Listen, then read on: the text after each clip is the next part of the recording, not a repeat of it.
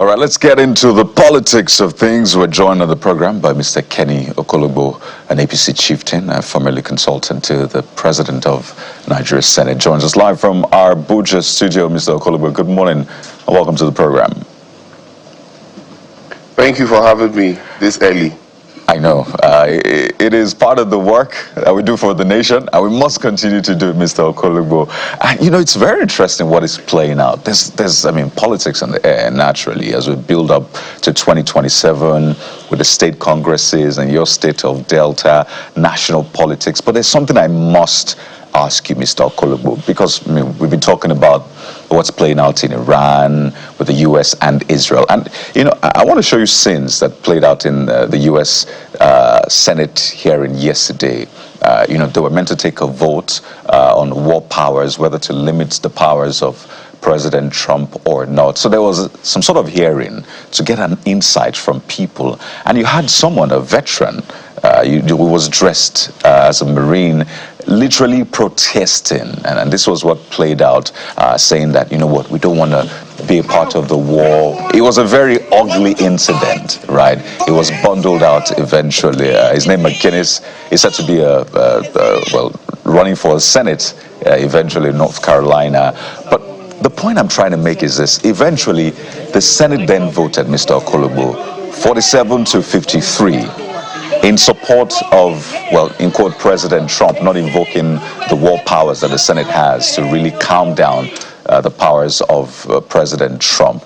And I wonder for you, as someone who understands the workings of the Senate, do you think this is justification for those who will always say any Senate of a country will back the ruling power because, hey, they're the majority, whether it makes sense or not? Do you think this is justification enough for it?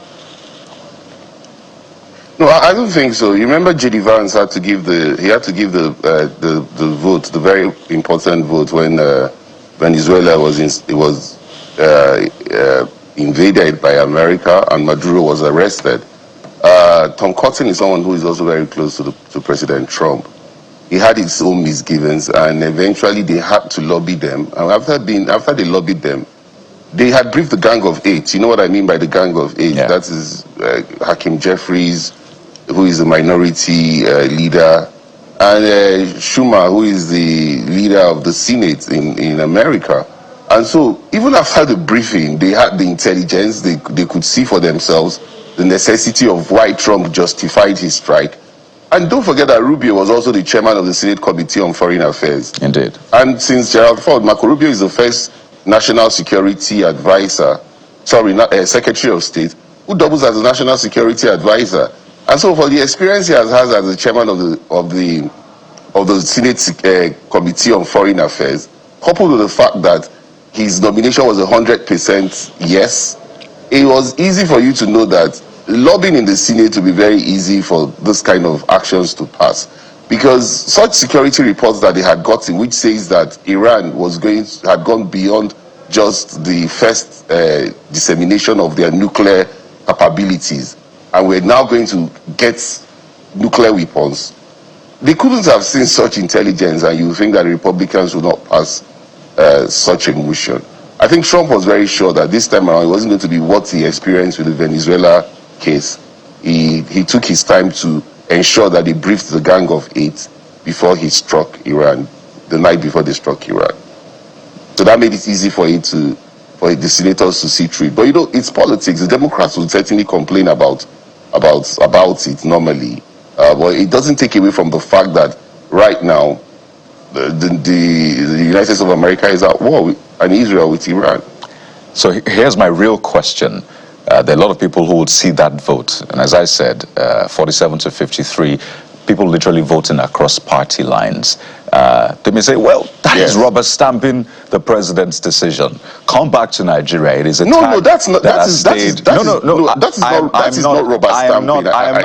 I am trying to draw an inference, right? I'm building up here. Yes, so come back home to Nigeria. Things like that happen. The president sends anything to the Senate, and they just go ahead with it because naturally they vote across party lines. And you don't want to be anti-party, so they've also given the tag rubber stamp. So I'm trying to ask: is it fair, seeing what is happening in the U.S. Yes. And then what happens in No, Nigeria? I don't think so. Oh, you remember what Akpabio, you remember what the Senate president did the last time?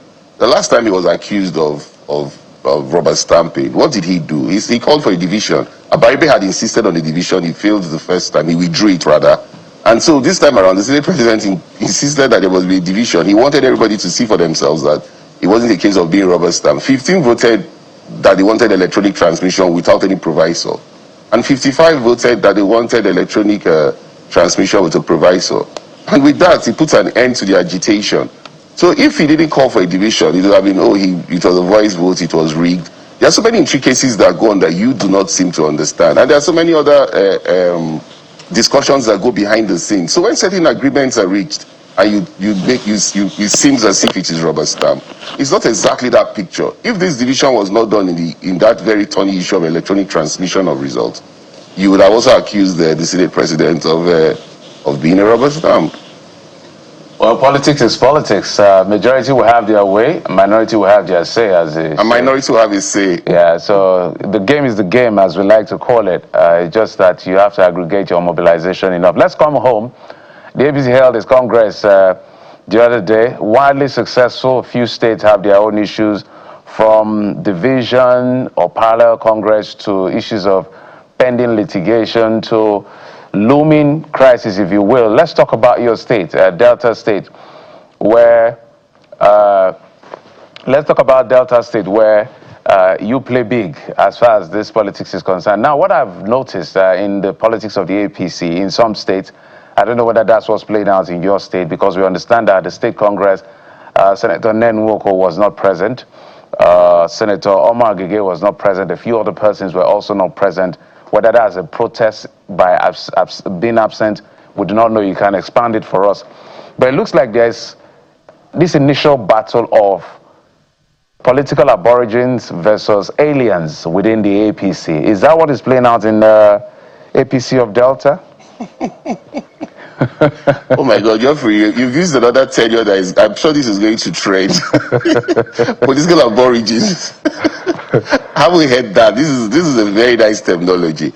Yes, I was personally at the Congress ground. I was at the Cenotaph, and the governor had a speech, and like you rightly said, the Senator Nwoko wasn't there, Senator Omar Agege wasn't there, and I think the honorable member representing Etiop Western East Federal Constituency, Retake, wasn't there. You see, everybody has the different methods of protesting. You remember you interviewed me, and I was in Ubiaruku when you spoke to me on your lunchtime politics. And my position hasn't changed. I would not want to sweep certain things under the carpet. Delta State happens to be a very important state. It might not be like Kano or Lagos, for example, where it is good. Lagos returned the APC chairman. In Kano, Dogowa emerged, who is close to the Kano state governor. And I must also give it to them in Kano, because I know for sure that DSP Barau, the present deputy senate president, would have gotten the ticket of APC. He was the man to beat even in the general election with the way things were going, but they were able to find themselves a common ground. Now, Solomon Arenka, who has emerged the chairman of the party in Delta State, he's a good guy. He's someone that I hope would lend the, I'm not saying lend the ropes, but the former chairman, he was the former chairman of PDP, and then you also had someone like the past chairman, Esiso, who navigated a lot and played a whole lot of politics in keeping the party to the extent he kept the party. But there's a graveyard of, there's a peace yard of, let's say there's a peace yard of, a graveyard of peace in Delta as it is at the moment. There's a lot of complaints. I was at a high-level meeting yesterday. I might not disclose the details of the high-level meeting, but I was at a high-level meeting yesterday where I'm very happy to say that the states that have challenges like Zamfara, like Benue, like Delta, are still going to be looked into by the national party. Why do I say this? If you notice the elections of 2023, 2 senatorial seats were won by the APC. I wasn't even in the APC yet, if you know that, Geoffrey. You know, I had left the PDP in protest for first the internal democracy arrangements, which eventually has consumed the party, for those of us who were very vociferous, and for those of us who were anti-APC then because we were against the government of Buhari and his economic policies. I didn't see myself joining the APC immediately, but for the policies of the president now, who has inspired me and who has given me every reason to defend his policies. That is why I'm in the APC today, and I have joined before the eventual joining of the entire PDP structure. You don't come to a place and drive everybody that was there before. You must harmonize, like the governor said. He called us a stakeholders meeting, and he was very clear in January that everybody stick to your words. Everybody knows their leaders in each party. There are those who call themselves grassroots politicians, but they're not grassroots politicians. So it is important that if we want to win these elections for the president, we must find a common ground in Delta State. Don't forget that as a sitting vice president, Okowa lost that state to Peter Obi by 360,000, almost 360,000 votes for Obi and 160,000 for PDP. Although he eventually now won the states for PDP in the gubernatorial contest. But that should reverberate and tell us that, look, those people who voted against the system as it was then are still very much looking around. And we cannot just say it is Uhuru if we don't have a united family in Delta State. The discussions have to go on with those who have been in the party before we came to meet the party. And I think there should be a need to carry them along. I mean, it's better to go for peace rather than to go for war. Because if the man you underrate, for example, might want to show himself that I have the ability to fight. Like you rightly said, I know of 2 Deltans who have also gone to court to say they paid for the nomination of an expression of interest form and they were not given. Such people should not also be swept under the carpet and dismissed to be maybe lightweight politicians. Little things like that are the things that eventually come up to cause confusion in the party, especially for a situation whereby the governor is doing quite well. I would not lie to you about that. And so we have a whole lot to use in campaigning when we are going for elections. We shouldn't allow this infighting family contest destroy the gains he has made. And I'm glad you acknowledge that it's a graveyard kind of peace that is currently existing within the party structure. And so is the governor, being autocratic in the approach to taking over the party structure from the former APC, the APC that held sway before the defection of the PDP to the APC in this case? And, what does this portend for the coming elections for Delta APC? No, I won't say the governor is being autocratic. The governor has opened his doors to discussions and he's made himself accessible. I must give that to him. And in his wisdom, he called that stakeholders meeting, and that stakeholders meeting was as if God was just speaking through him. He envisaged a situation like this and warned all the leaders that, look, if you have to cross your word, do not cross, not even your local government, do not leave your words. But followers will always be followers. They always remain psychophans who will tell the governor, oh, this person is not supporting you, this person do not have your agenda. I believe Governor Sheriff Oborevwori should have the first right of refusal in going for his second tenure. He has shown that he has had the capacity, unlike most people that thought he didn't have the capacity when he was going to run for that office, and a lot of people doubted his being able to take charge of the affairs of governance in Delta State. That much he has proven that, look, this is not who you did think I was.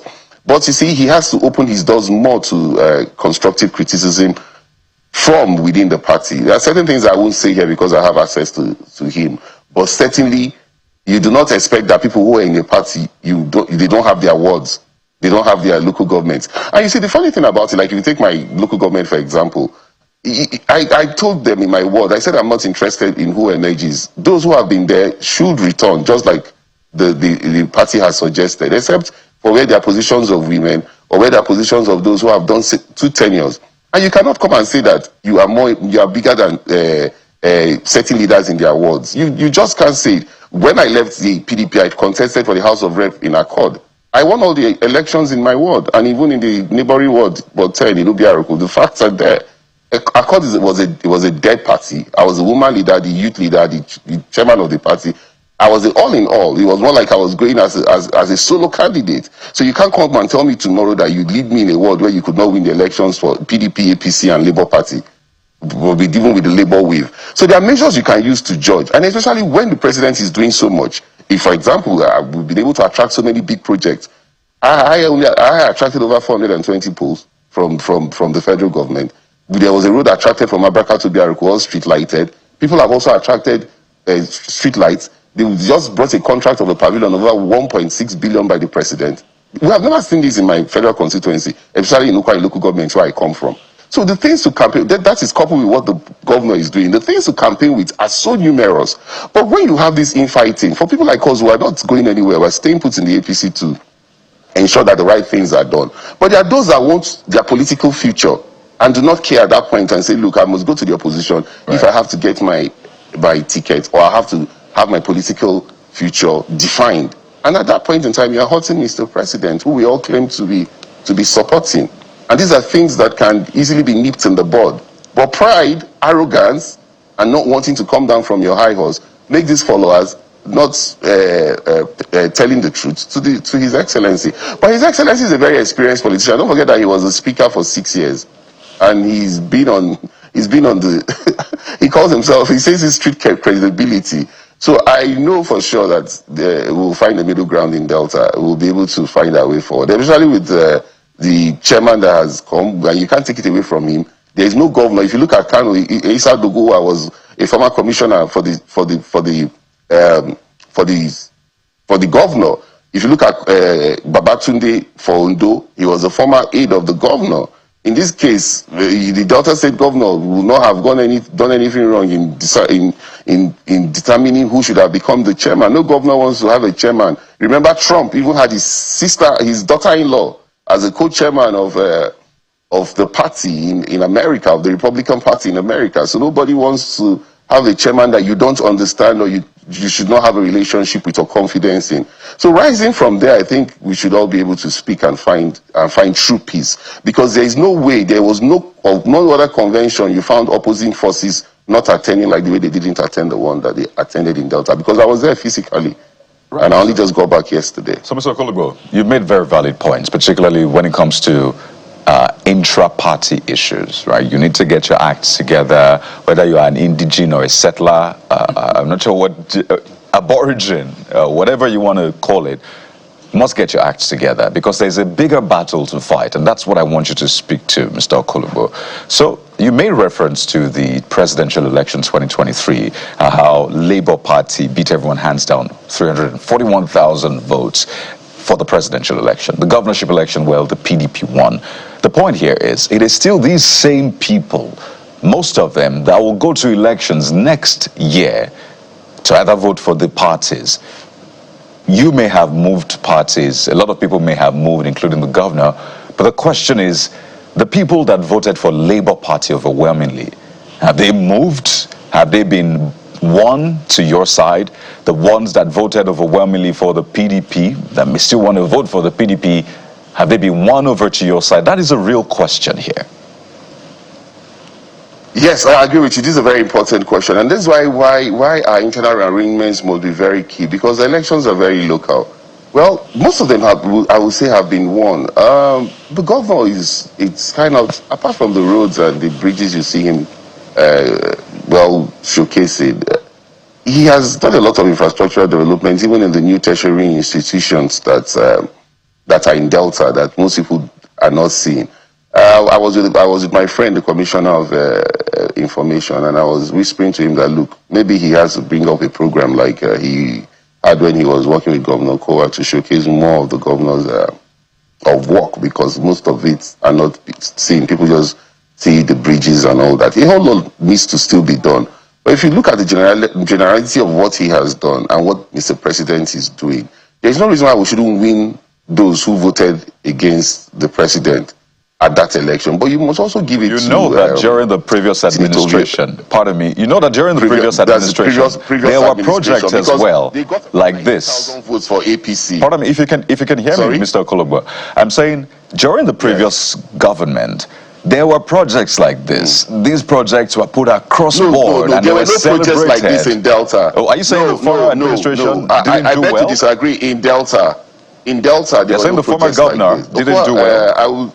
I'll give it. I'm not saying he didn't do well, but what Governor Sheriff is doing within the period of time that he has come in, if you assess it by just the 3 years he has come in, you would not compare with the first 3 years of Okowa. I'm an analyst, and you know I'm a strategist. I must be very honest about that.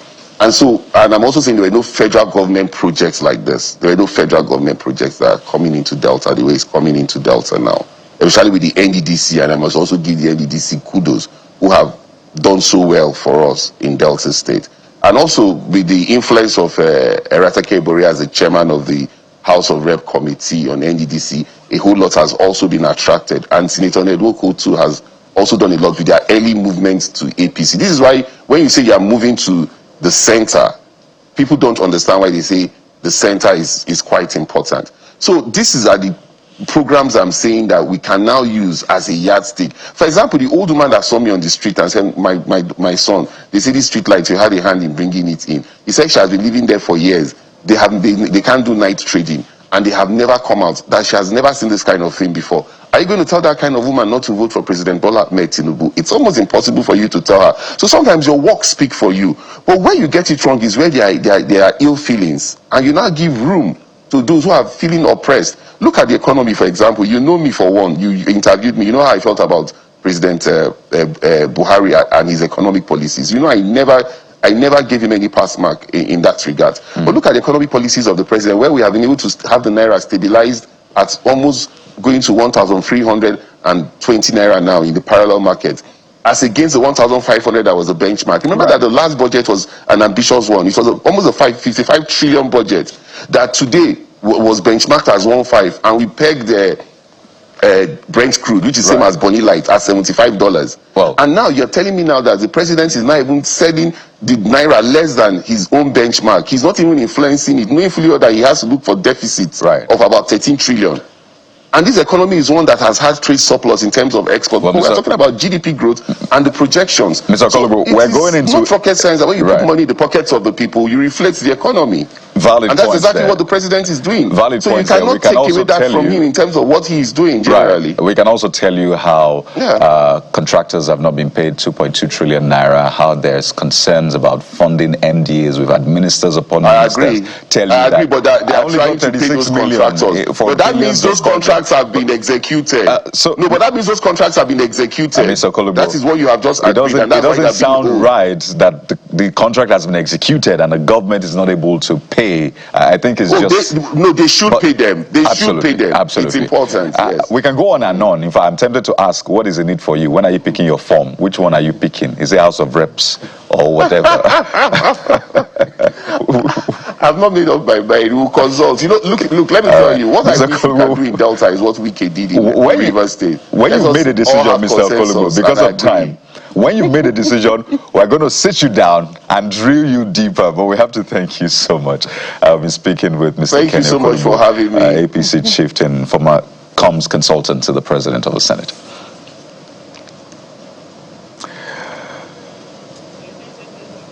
Well, let's switch gears now. When we return, we have more for you. You don't want to miss this. Stay with us.